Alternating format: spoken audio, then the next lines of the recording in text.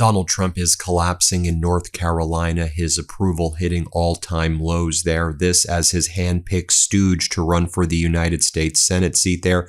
MAGA Republican Michael Wheatley is literally running away from questions about affordability and how he intends to make things better for the people of North Carolina after Donald Trump's lies have screwed up the people's lives in North Carolina so badly. The latest Economist YouGov poll has Donald Trump's approval at net negative 25 points in North Carolina. Let me repeat that. Trump is underwater so badly in North Carolina. It's net negative 25 right now. So Michael Wheatley, former chair of the RNC, Donald Trump's handpicked stooge to run in North Carolina after Donald Trump forced out Tom Tillis, the Republican senator from North Carolina. Watch as Wheatley runs away from his press conference as the media tries to ask him a very basic question about the economy in North Carolina. He does not want to talk about the economy in North Carolina. Here, play this clip. Any questions about the economy? What do you plan to do to make North Carolina more affordable? He wouldn't take questions on that during an event today, even though we sent the Wheatley camp questions more than 24 hours ago. Well, no wonder when you take a look at the latest polling from Elon University over there. They do really good polls in North Carolina. Amongst likely voters, Roy Cooper, the former governor of North Carolina, the Democratic candidate running for that Senate seat, is up 53% to 42%. Amongst registered voters, Cooper's lead is even bigger. Governor Cooper up 51% to Wheatley's 36% right there. Now, J.D. Vance took a visit recently to North Carolina, and despite the fact that inflation is surging, that gas prices are at an all-time high in United States history on a nationwide average basis at this time in August, despite the fact that people can't afford homes, they're having health care ripped away. As people know, the so-called Big Beautiful Bill, which is a disastrous bill, screwed up people's lives so badly as the cost of living has become even more of a major issue by far under this despicable Trump regime. You had J.D. Vance in his recent visit say, don't worry, we're doing our best and things are so good and we've delivered, actually. Mission accomplished. The cost of living has been fixed. And people of North Carolina are like, huh? The hell are you talking? The hell are you weirdos talking about? Here, play this clip. My friends, the president is impatient. He's the most impatient person I have ever met, in fact. He constantly is pressing on the gas. He wants us to do more, but I stand here proud to say that after the first year of President Donald Trump and congressional Republicans' leadership, we are rebuilding the American dream and we are taking back this country for the people of this state. And maybe perhaps a warning sign was when Donald Trump was campaigning in North Carolina in 2024, and he was saying that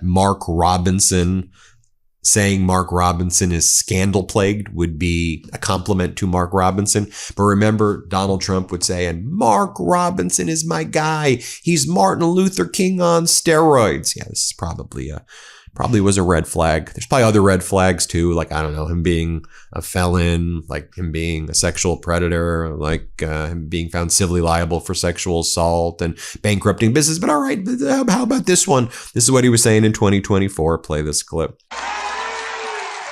I heard him, and by the way, his wife is much more lovely than he is, I can tell you that, and she's my friend. Thank you, darling, for being here. But, you know, I heard him coming in on the plane. I was listening, and I said to the people on the plane, watch this. This is Martin Luther King on steroids, okay? Now, I told that to Mark. I said, I think you're better than Martin Luther King. I think you are Martin Luther King times 2.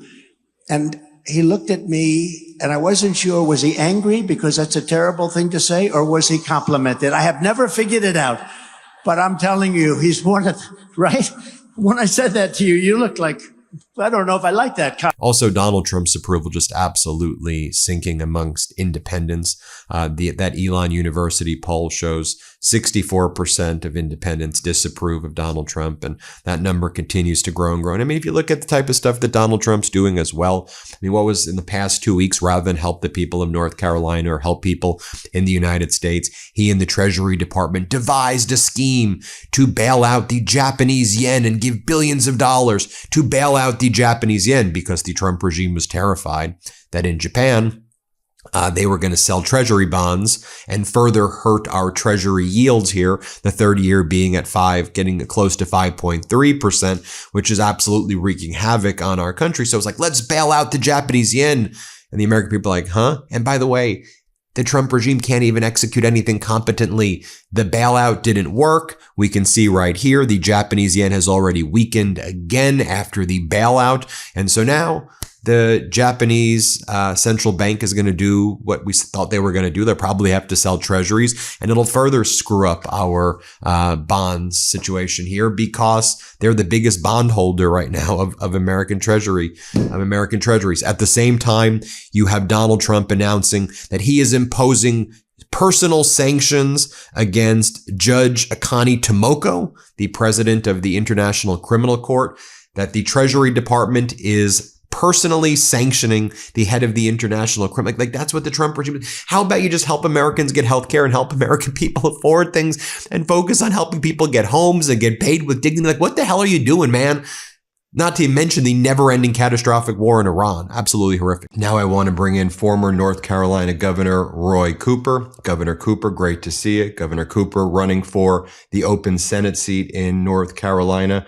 Want to talk about a few things. Want to start off, though, just by talking about some of the latest polling we're seeing in the state with Donald Trump. Not just, we see very low approvals, but when you look, he's just getting crushed amongst independents, and he's been losing a massive part of his base as well. You've been traveling the state, Governor, as part of this Senate race. You know the state better than just about anybody, there.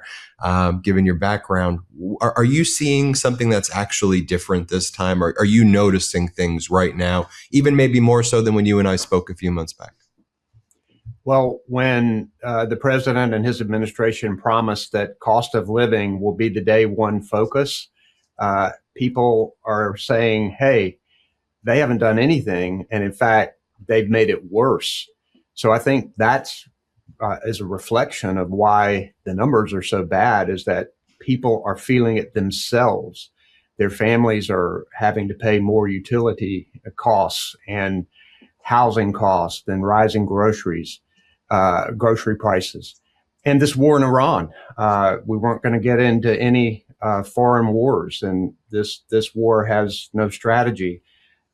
Alex, who is a military spouse, I talked with her on the base. They're all concerned about spouses who have been deployed overseas. And I am deeply grateful to the men and women in uniform who step up to defend this country, but also the costs of this war, not only in lives, but in the cost of gas and groceries and utilities that people are facing just simply because this war has been going on so much longer than was promised.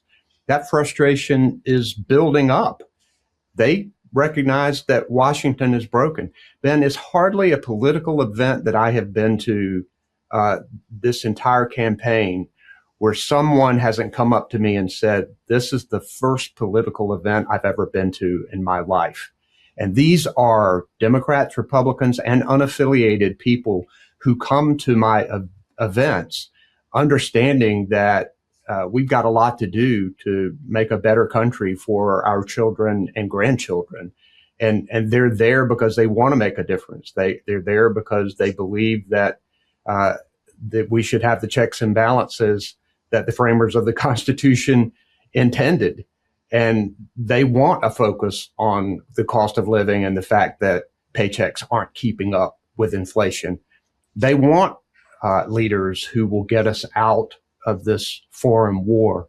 And they want people in power who will pay attention to them and not the billionaires and corporations that we're seeing time and time and time again from this administration. And I think all of the corruption that is occurring throughout Washington, D.C., then they were going to drain the swamp. It's deeper than ever. And people are frustrated with that as well.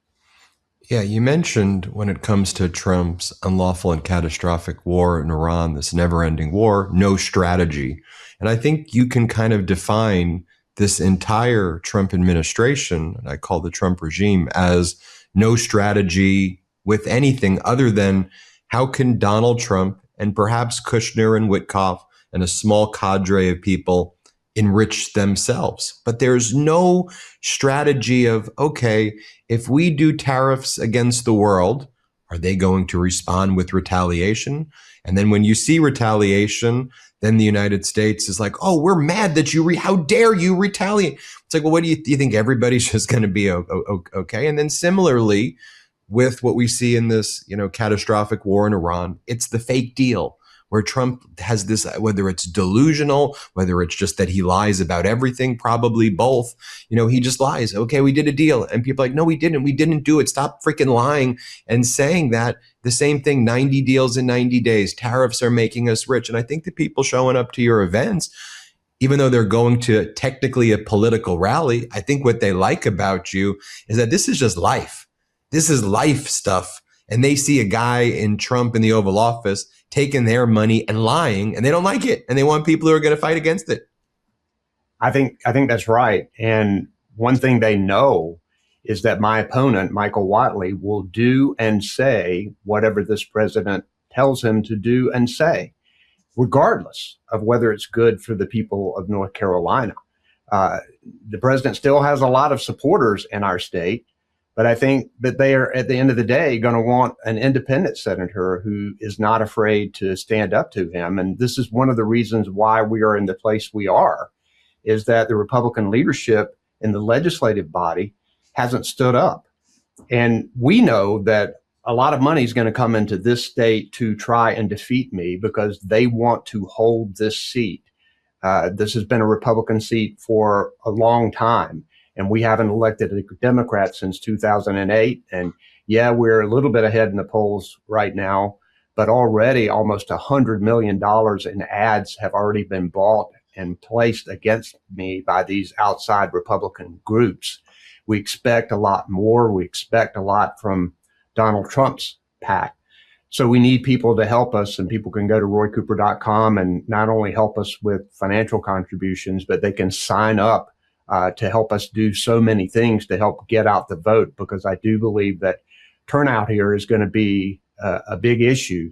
And if we turn out, we can put some checks and balances on this administration, not only refocus on cost of living and healthcare and all of the things that are affecting families, but we can take those first steps in making sure that we shore up our democracy, which is desperately needed right now. You're running against a MAGA extremist puppet of Donald Trump, Michael Wheatley. He ran the RNC before.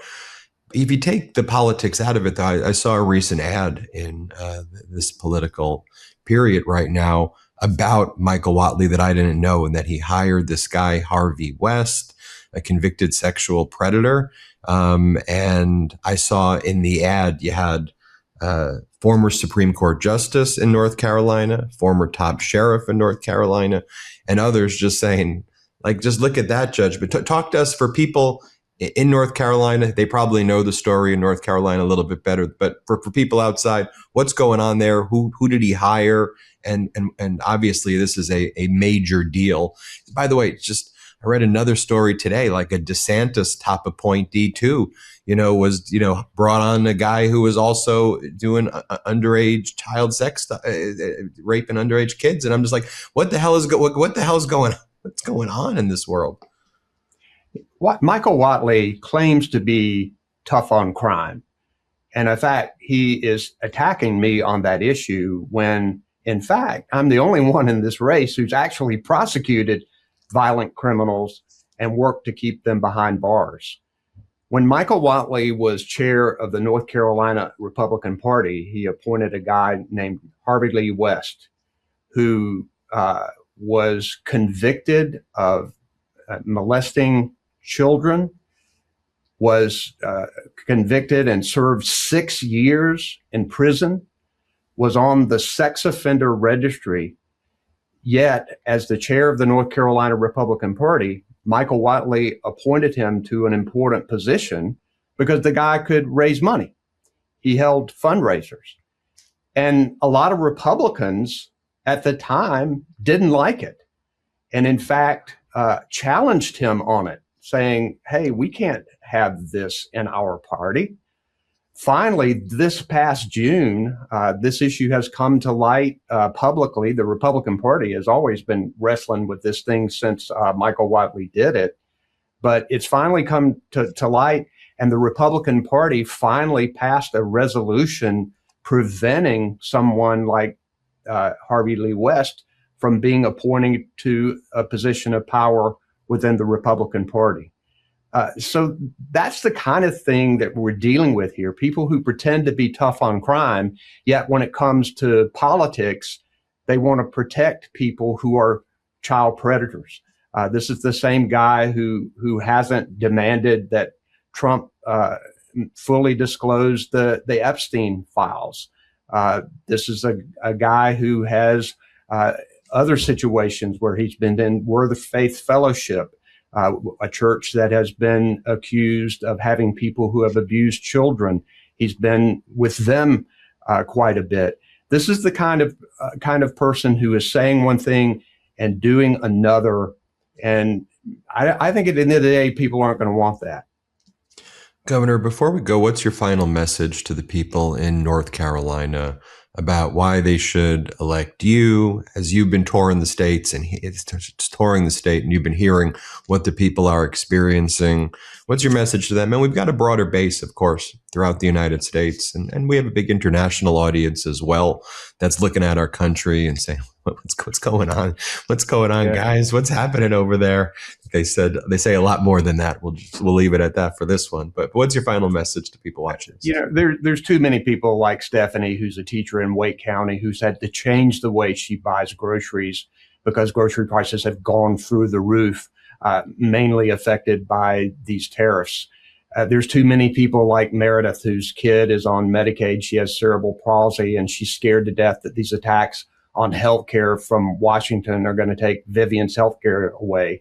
There are too many farmers like Pender who are having to deal not only with these tariffs that are driving up the cost of his fertilizer and equipment, but this war in Iran that's driving up fuel prices and taking away his profits. People like Mike in Charlotte, who is talking about he and his spouse, maybe one of them having to quit because childcare is so high. And I have a plan for a child care tax independent credit, while Donald Trump has said that we can't afford to fund child care. Michael Wheatley is going to do and say whatever this president tells him to do and say, regardless of whether it's good for North Carolina. I'm going to be a strong independent senator fighting for these people whom this administration has left behind. I'm going to need your vote. Go to roycooper.com to help us. This race is going to get very close at the end. It always does in North Carolina, and a few votes can matter. And it matters because we need a course correction for this country. And we all need to look within ourselves as to what we can do to make sure we leave a better country to our children and grandchildren and future generations. This election matters a lot in whether we're going to do that or not. Yeah, I couldn't agree more. We've got to restore sanity, accountability, democracy, and a politics that focuses on the people, we the people, not one Mar-a-Lago bloated buffoon who's out there really harming our country every day and hiding in cafeteria containers and whatever the hell that is going on. Governor, thank you. We appreciate you. Thanks, Ben. I appreciate being on your show.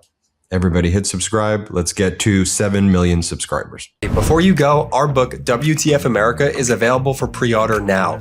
It's the story of how we got here and how we fight our way back. To pre-order, scan the QR code or click the link in the description. Let's do this.